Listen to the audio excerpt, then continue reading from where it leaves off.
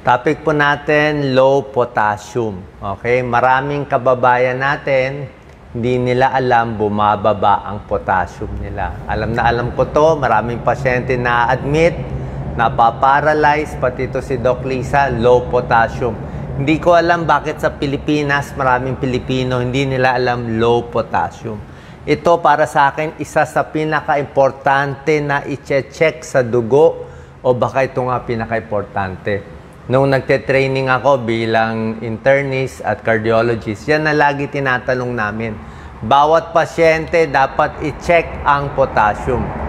Kasi oras na pumasok yung pasyente sa ospital, hindi mo na-check yung potassium. Hindi mo alam low potassium. Kinabukasan, nako, biglang nawala na yung pasyente. Kasi ang low potassium heart attack ang pinupuntahan nito. Delikado. Sa umpisa, ganyan lang muna yan. Pamanhid-manhid. Mamaya, bibigay ko yung mga senyales. Tapos, babagsak na yung blood pressure. Ang pagkain na mataas sa potassium, tuturo ko mamaya, mga potassium-rich foods, maganda sa katawan. Parang naglalaban yung dalawa sodium at potassium. Pag mataas ka sa sodium, puro alat kinakain mo, mas mababa ang potassium mo. Pag puro potassium kakainin mo, yan mas maganda yan, mas normal ang potassium mo, mas mababawasan yung alat sa katawan. So, mas gugustuhin natin ang potassium-rich foods kaysa sa alat na sodium na gusto ng kababayan natin. Baka yun din sa dahilan, masyado tayong maalat kumain. Maraming benefits ang potassium bago ko bigay yung mga sintomas mamaya. So, sa blood pressure, may tulong. Okay? Para regular ang tibok ng puso. Pag regular, para hindi ma-stroke. Para sa muscle, kailangan, ang puso kasi muscle siya. Muscle ang puso, di ba? Nagpapump. Kaya nga, pag mababa potassium, puro muscle ang problema. Muscle sa katawan, muscle sa paa, muscle sa tiyan, muscle sa puso. So, for the muscle, potassium kailangan mo. Kailangan din ng kidneys para maging normal, anti-stress, itong mga potassium-rich foods. May pag-aaral pag kompleto ang potassium mo, okay? At yung mahilig ka kumain ng mga prutas at gulay na mataas sa potassium, 13% mas hindi ka ma-heart attack at hindi ka ma-stroke. European Heart Journal, magandang journal yan. So may tulong talaga siya sa puso. Hindi talaga babagsak yung blood pressure. Hindi ko sinasabi na 180, 100, kumain ka lang ng potassium-rich foods, bababa na. Hindi po ganon. Ang point is, at least mas mababa siya konti at hindi nakakasama. Kasi ang nakaka-high blood talaga yung alat, yung sodium. So, pag marami kang potassium foods, bababa yung sodium. Ito po ang explanation. Tingnan niyo po to. Ito, medyo malalim na yung topic Sodium-potassium pump May ganyang pump sa cellula natin. So, pag pumasok ang sodium, lalabas yung potassium. Pag pumasok yung potassium, lalabas yung sodium. Ganun po. So, pag marami kang potassium na kakainin, mas malalabas ang sodium. Yung asin, kaya mas bababa blood pressure. At pag marami kang potassium, ito, pumasok yung potassium, mas bumubuka yung ugat natin. So, pag mas bumubuka yung walls ng blood vessel natin, mas bumababa yung blood pressure. Ito ang mga senyales. Yan, muscle, mahina, pagod. Muscle, masakit, cramps. At muscle ng puso nagloloko, irregular heartbeat. Okay? Yung iba, depende sa level ng potassium. Papakita ko yung level mamaya. Kailangan po magpa-check po kayo. Kaya kung ganito pakiramdam nyo, wala naman masama. Pa-check lang ng potassium sa dugo, pakuha ka lang. So, una, pagod, muscle weakness, muscle spasm, usually yung paa nagka-cramps. Pag nag-irregular heartbeat na, delikado na yon. Mababa na yon. Bloating, pati muscle sa tiyan, ayaw gumana, constipated. Minsan yung bituka, hindi gumagana. Hindi dudumi, hindi gagalaw. May imbakan dumi. Paano yung muscle tumigil na? Namamanhid, paralysis, yung mababang... Kayo po mag-comment, sigurado ako, Makaka-comment kayo para makita ng ibang kababayan natin na hospital na kayo, di ba? Mababa potassium nyo, hypokalemic periodic paralysis.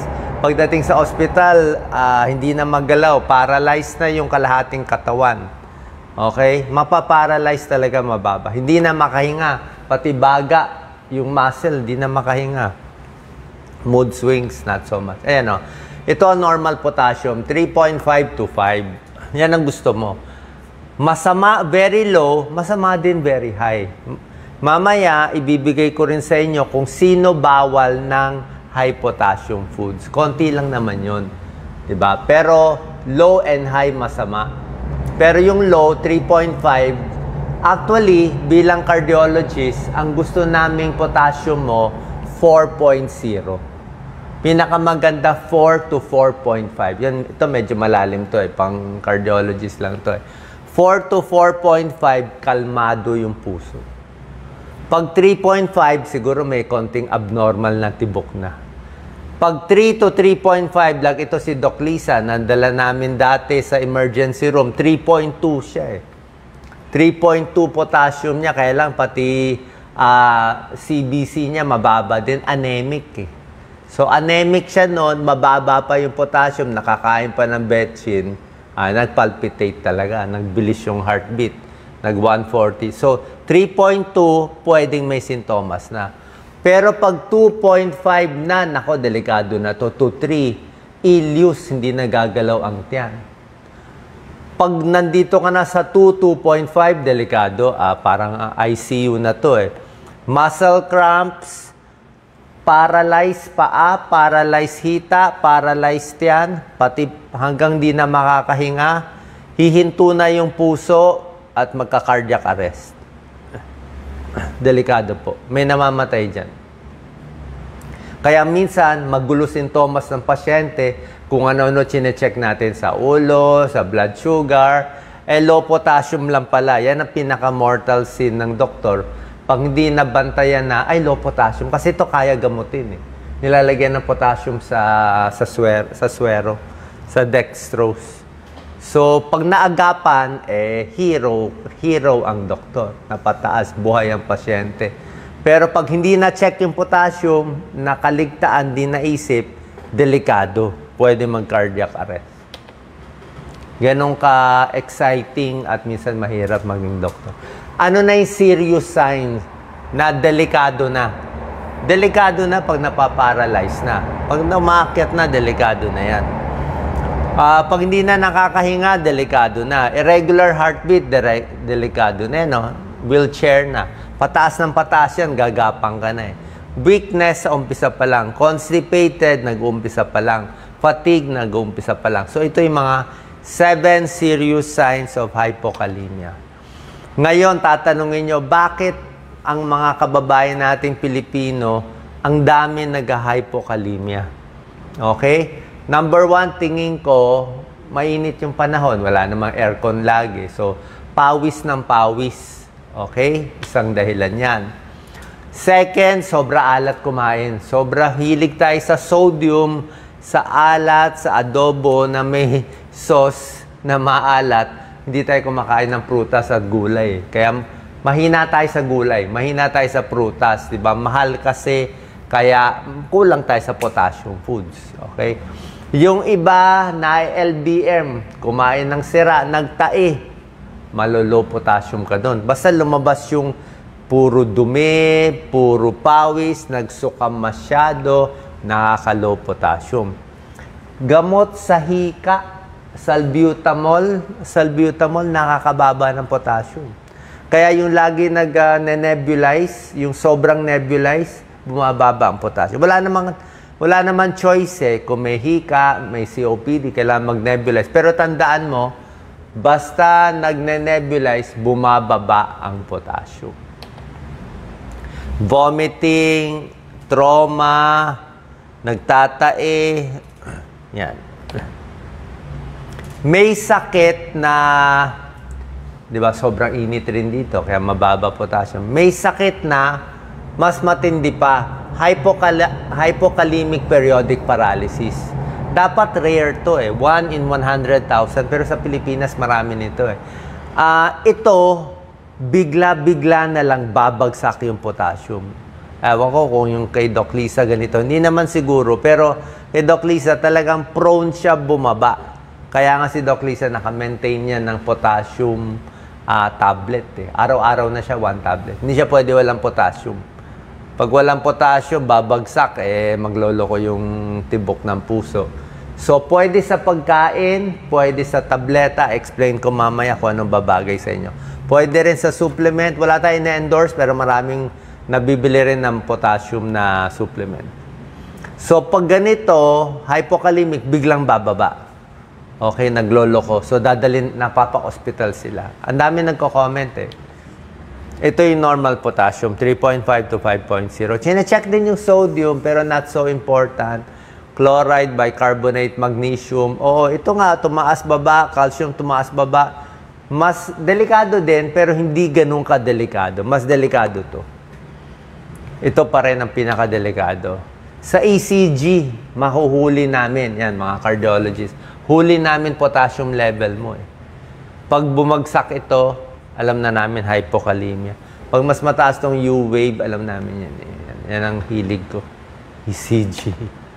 Okay? So, good for the muscle. Yan. Ano benefits ng potassium? Sinabi ko na sa inyo, ba? Iwas stroke. Para sa puso, bawas cramps. Diba? Pag maganda tibok ng puso, okay. Kaya mahilig tayo sa prutas at gulay at takot tayo magtai. Pag magtai ka ng tuloy-tuloy, takot ka. Ayan o. Biglang nag-digestive trouble ka, delikado. O, may sakit na yung kidneys, labas ng potassium, ayaw mo rin yan. Abnormal heart rate. Potassium-rich food, siyempre, favorite natin, saging. Avocado din, pero mahirap kumain ng avocado araw-araw eh. Saging more. Patatas, high potassium, kaya lang medyo nakakataba. Di ba? Pag french fries. Patatas lang, baked potato. Gulay, mataas sa potassium. Juice, mataas din. Karne, mataas din, hindi ka naman makakadami. Pero mainly saging. Okay? Potassium-rich foods, ayan, avocado, papaya, mga prutas, sari-saring gulay, spinach, kangkong, eggplant, isda. Okay? Matataas din yan. Pinakamataas, avocado pa rin meron sa atin eh. Ito, kiwi, mataas-taas na. Banana, 422 eh. Mataas siya talaga eh. Okay? Yung mga karne, mataas din sa potassium. Basta foods. Pero kahit, ito po ang problema lang natin. Ito kaya. Explain ko lang sa inyo. Ayon kay Dr.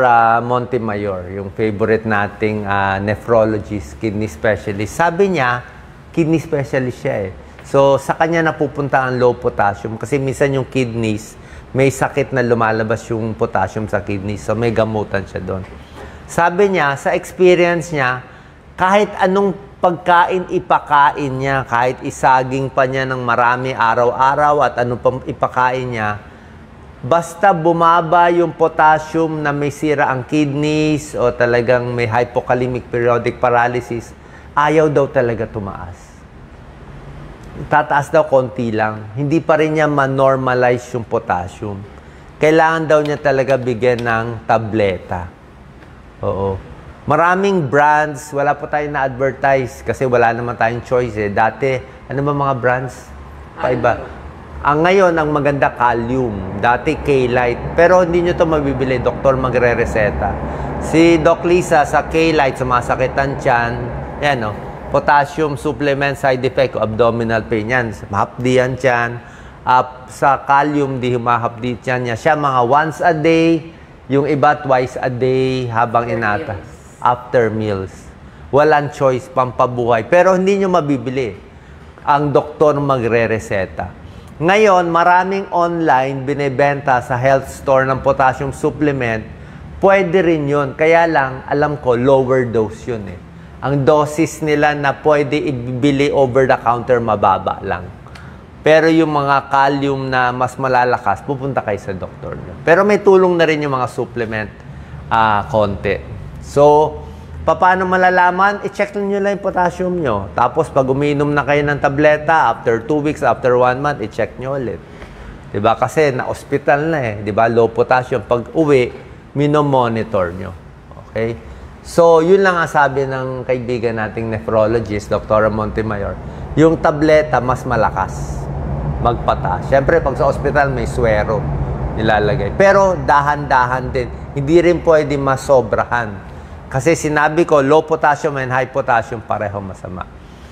Lastly, sino ang bawal? Okay? Sino bawal nung mga pinakita kong potassium supplement at yung mga pagka... Isa lang naman ang bawal eh. Ang bawal doon, yung kidney failure. Pag yung kidneys mo, di ba, kidneys naman naglalabas ng mga potassium natin, siya nagre-regulate. Pag dialysis na, pag kidney failure na, yung malalang stage na, yung late stage na medyo hindi na umiihi, mataas ng creatinine. Bukod sa creatinine, chinecheck na rin yung potassium. So, pag stage 3, stage 4, sabihin, matindi na yung kidney failure, hindi na rin nalalabas yung potassium. So, pag gano'n na, bawal ka na ng high potassium foods. Low potassium ka na. Kaya dapat, pag check ng potassium, check din yung creatinine, dapat normal. Ayan o. Kasi pag mataas na creatinine, mataas na potassium, eh, bawal na ang protina, konti na lang, pati potassium, konti na lang. Yung mga nagdadialysis, depende. Usually, nililimit pa rin yung potassium kasi minsan yung makina ng dialysis, hindi rin naman niya matanggal lahat eh. Hindi pa rin niya magaya yung normal kidneys na kailangan natin maraming potassium. So, yan. Yung mga taong may high blood na umiinom ng ACE inhibitor or angiotensin receptor blocker, yung mga may high blood, nabigyan ka ng enalapril, captopril, lisinopril, o nabigyan ka ng losartan, valsartan, candesartan, itong dalawang gamot, nakakataas ng potassium konti. Okay? So, wala namang masama. Actually, maganda nga to, nakakataas eh. Pero the point is, kung nakakataas na to, babantayan mo lang na wala ka lang kidney failure din o yung pagkain mo rin ng potassium-rich foods. Para sa akin kasi, basta okay ang kidneys mo, basta normal ang kidneys mo, kahit umiinom ka nito, maganda nga, nakakataas na nga automatically. Pero, alerto lang tayo. Alam lang natin na itong dalawang gamot, maganda, nakakataas konti. So, ayaw rin natin ma-overshoot na high. Pero ayaw mo rin yung low. Di ba? Mas ayaw ko nga yung low. Eh. Kaya dapat sakto tayo. Tulad na sinabi ko, ang gusto kong numero ay 4 to 4.5. Saan ba yung numero ko? Nandito yung numero ko. Eh. Yan.